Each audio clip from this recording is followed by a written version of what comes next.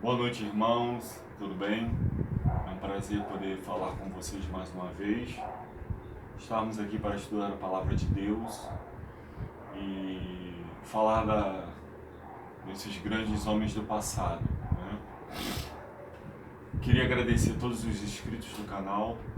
Muito obrigado por vocês estarem apoiando este canal que é de Deus.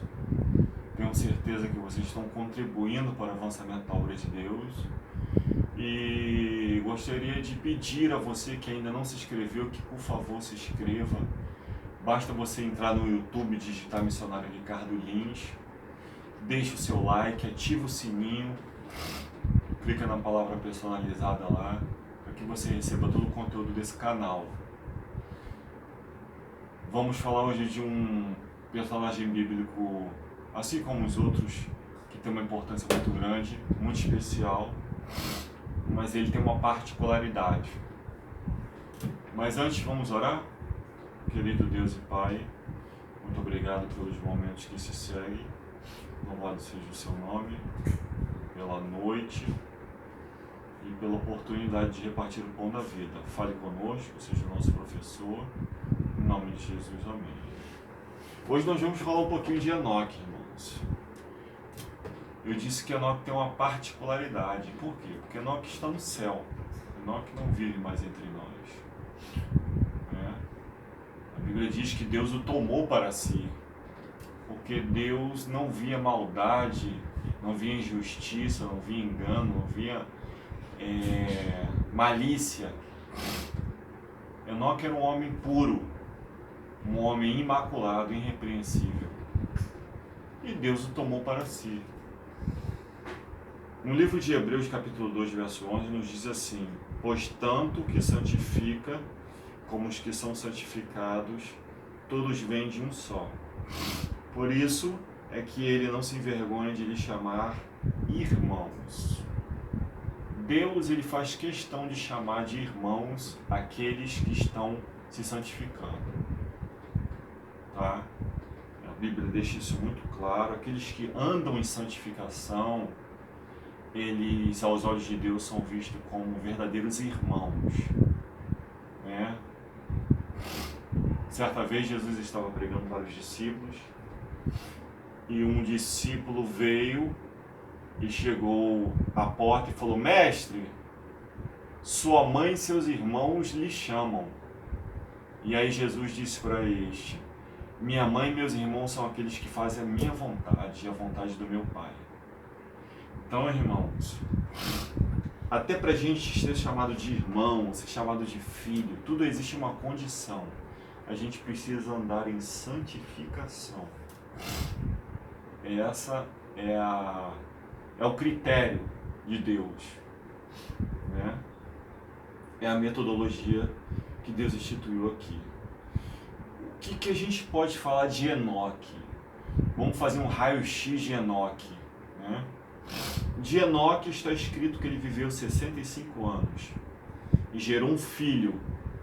Inclusive, ele se tornou um homem melhor depois de que foi pai. Tá? Depois disso, andou com Deus 300 anos. Imagina, irmãos, 300 anos.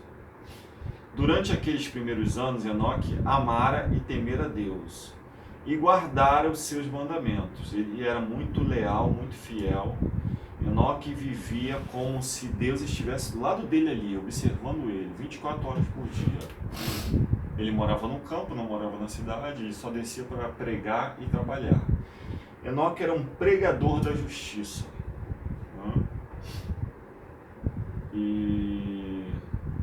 Mas depois do nascimento de seu primeiro filho, Enoque alcançou uma experiência mais elevada.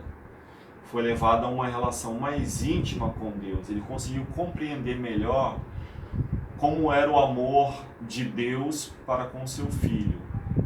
Um amor de pai para filho, depois que ele foi pai. Que bendita coisa é termos um Enoque, a despeito da corrupção que era tão grande ao seu redor, porque Enoque não vivia em dias muito diferentes do que nós vivemos hoje não, tá? Não eram bem parecidos, tá? Hoje há um apelo, os apelos são um pouquinho maiores, mas a época de Enoque não era muito diferente da nossa época, não. Então, assim, a despeito da corrupção que era tão grande ao seu redor, caminhou ele com Deus e sua luz brilhou diante daquela era degenerada. E se Enoque caminhou com Deus em meio à corrupção reinante, por que não podem homens e mulheres caminhar com Deus hoje na atual condição do mundo? Porque se ele caminhou, nós também podemos, né? Você acha que Enoque não era tentado com mulheres, com dinheiro, com transações erradas? Com certeza. Mas Enoque tinha um intuito, um objetivo, um foco, um caminho a seguir. Ele seguiu esse caminho. Muitos entre nós conhecem algo desta experiência. Sabemos que na tristeza e aflição sentimos-nos muito frágeis, mas sabemos também que Jesus está precisamente ao nosso lado para compreendermos, e Ele nos ajudará. Podemos comungar com o nosso melhor amigo. Ele está justamente ao nosso lado. Não temos necessidade de ir ao céu para buscá-lo, pois aqui está Ele, junto de nós, para ajudar-nos. Ou seja, Enoque vivia ciente de que Jesus estava ao lado dele. Nós hoje temos Jesus ao nosso lado. A gente não precisa ir no céu para falar com Ele. Ele está do nosso lado, basta a gente conversar com Ele. Ao andarmos pelas ruas com aqueles que não se importam com Deus, ou com o céu, ou com as coisas celestiais, podemos falar-lhes de Jesus. Temos algo muito mais precioso do que eles para contemplar. É Jesus. Ele nos acompanha em meio às trevas morais deste tempo, em meio às dificuldades, às tormentas. Jesus está do nosso lado. Podemos contar-lhes as aflições de nossa alma e da impiedade no mundo, e nenhuma dessas coisas precisa deter-nos. Podemos conversar com Jesus, podemos falar a Jesus, assim como Enoque falou com Deus. Ele podia contar ao Senhor acerca de suas provações, e Deus o ouvia. Ele tinha Deus como um amigo, ele tinha um relacionamento pessoal com Deus. Enoque formou caráter reto, e como resultado de um caráter reto, puro, santificado, ele foi transladado para o céu sem ver a morte. Ou seja, ele não passou pela morte, ele foi transladado vivo. Quando o Senhor vier a segunda vez, haverá alguns que serão transladados sem ver a morte. E desejamos saber se estaremos entre esse grupo. Desejamos saber se estamos completamente ao lado do Senhor, sendo participantes da natureza divina. Ou seja, ocupando a nossa mente com as coisas divinas, alimentando a nossa natureza divina, nós mortificamos a nossa natureza pecaminosa, porque há duas naturezas em nós, lutando para prevalecer na nossa vida, a pecaminosa e a divina. Aquela que mais você alimentar é que prevalece, né? Desejamos saber se estamos completamente ao lado do Senhor, sendo participantes da natureza divina, não tentando fazer caminho plano para os nossos pés, no qual não enfrentemos provas ou dificuldades, mas colocando-nos em relação correta para com Deus, permitindo-lhes que cuide das consequências. Enoque, irmãos, ele era um homem reto, ele era um homem, um pregador da justiça, ele pregava sobre a volta de Jesus, sobre o juízo vindouro. Se nós formos dar um pulo lá no livro de Judas, e eu quero finalizar com esse texto.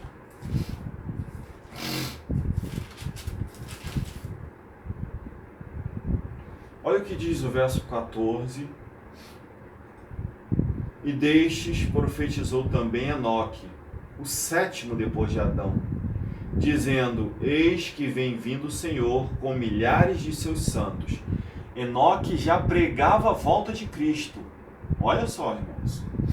Para fazer juízo contra todos e condenar dentre eles todos os ímpios, por todas as suas obras de impiedade, que impiamente cometeram, e por todas as duras palavras que os ímpios pecadores disseram contra ele.